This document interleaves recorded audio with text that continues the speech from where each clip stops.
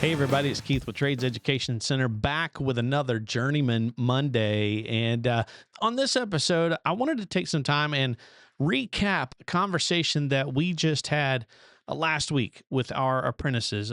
We are fastly approaching the end of this spring session. And the other night, at the end of the night, Greg, Joe, and myself, Gregg Griffin, retired master plumber, Joe Pozowicz, active, still working in the industry for Lawson up in Gainesville, Joe Pozowicz, another master plumber. We were having the discussion, since we're getting close to the end. Some of the guys were asking about, job opportunities and what it's going to look like for them new into the industry. What is it really going to look like? And Joe and Greg both had some great insights. They've done a little bit of everything, both of them. Both of them have been in the service side of the industry. Both have been in the new construction side of the industry. Both have been in residential. Both have been in commercial and industrial. They've done a little bit of everything. And they've both worked for other companies. They've both run their own companies. These guys have a lot to say. And so I'm going to try to boil that down to you for this Journeyman Monday, for those who are getting into the industry, and kind of some realistic expectations.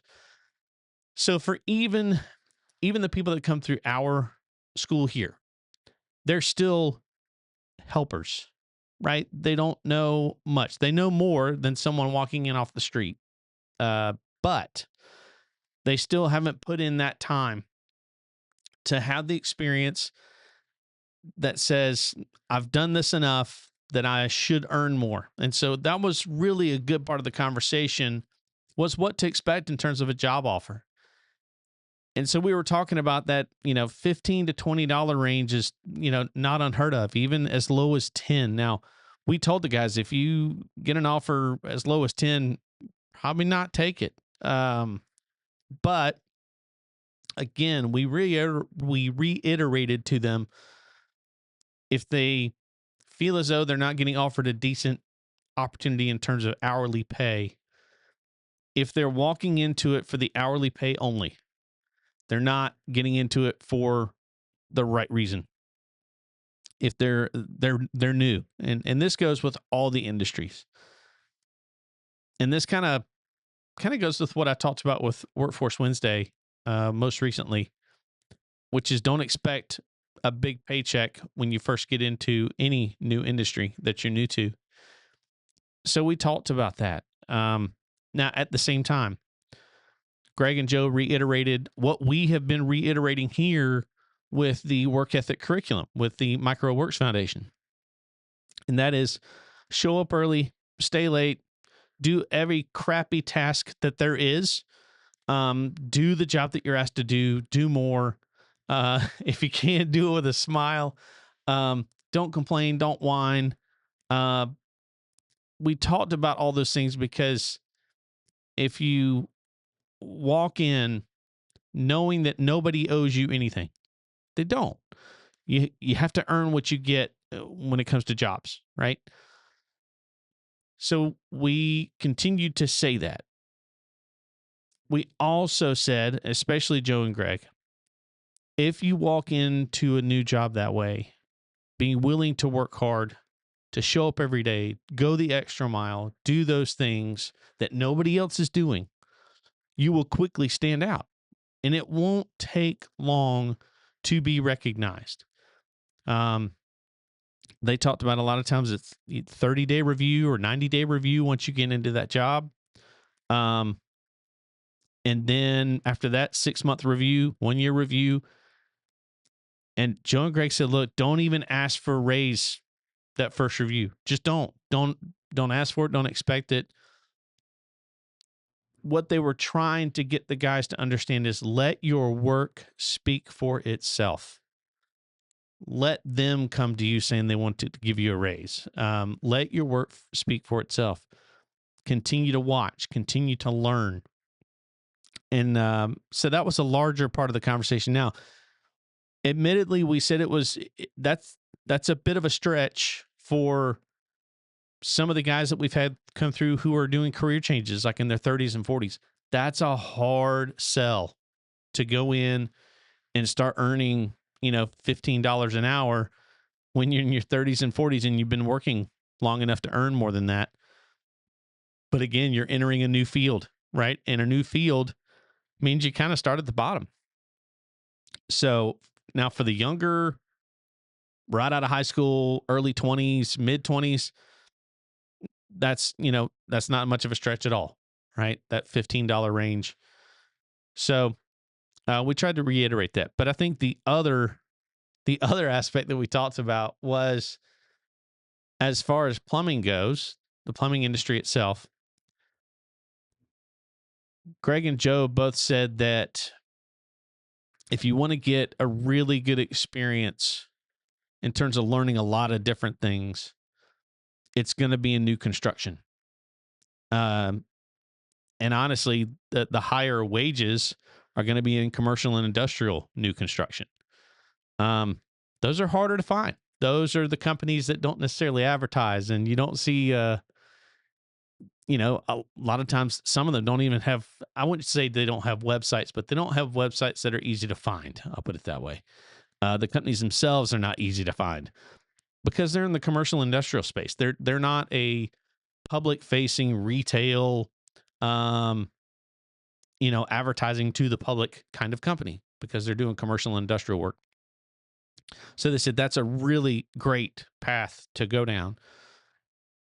And the reason I'm talking about this on Journeyman Monday is because getting some of those great work experiences, especially if it's new construction, whether it's residential or commercial and industrial, those you can, a number of master plumbers that I've met personally, that's where they cut their teeth, was in new construction.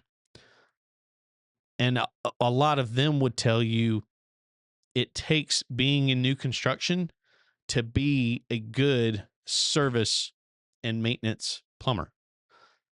That's if you don't know this about the plumbing industry, that's one of the sticking points between different sides of the plumbing industry is the new construction plumbers.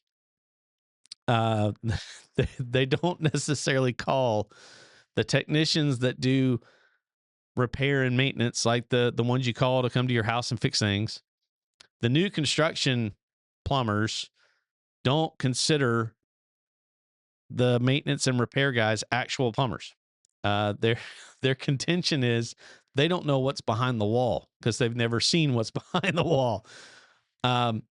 Could that be a fair assessment? Depending on who it is. If somebody's only done service and maintenance and repair, they've never worked in new construction or in rebuilding or remodeling so that they actually do have an idea what's behind the wall, that might be a fair criticism.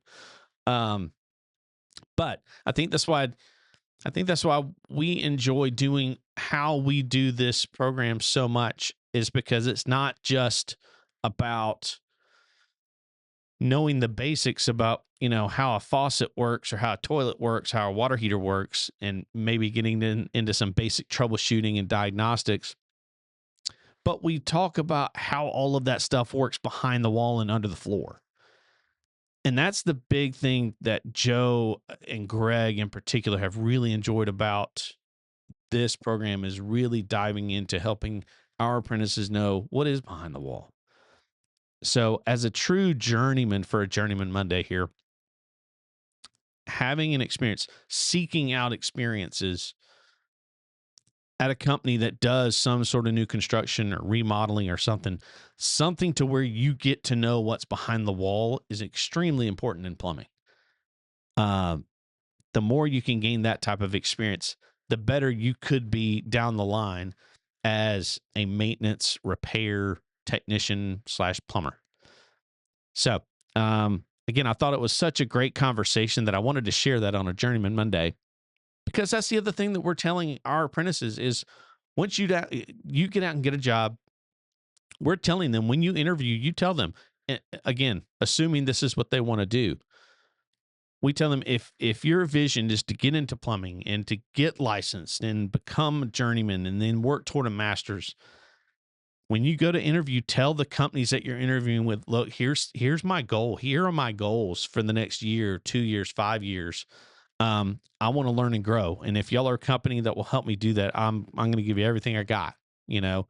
Um, and companies, contractors, plumbing business owners, if you're watching this, be aware that that's what we're telling our apprentices. If our goal is not just to put warm bodies in trucks, that's not the goal.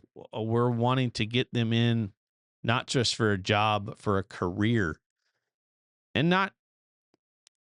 It's more than a paycheck. We want our ultimate goal with Trades Education Center is to impact every industry within the skilled trades in a positive way, so that we're getting people out there that do have a passion and they care. They bring their passion with them, as the MicroWorks Foundation talks about. They bring their passion with them to be a great plumber, so that the end result is customers, businesses, families have safe, clean, drinking water, safe, clean water that's used in their house or business. They're protected, they're healthy because of those water systems being done well. And copy and paste that to every other trade. That when a house is wired by a good electrician, it's wired in such a way that everyone's protected from unnecessary risk and injury because everything's been done the right way. Again, Tim and Chris, they've seen enough in their time in the industry. I've seen enough in the short time that I've been around the skilled trades, that part of what is hindering the skilled trades, it's not just the whole everybody goes to college for the last 40 years. That's part of it. The other part is we have allowed too many people to give the skilled trades a bad rap.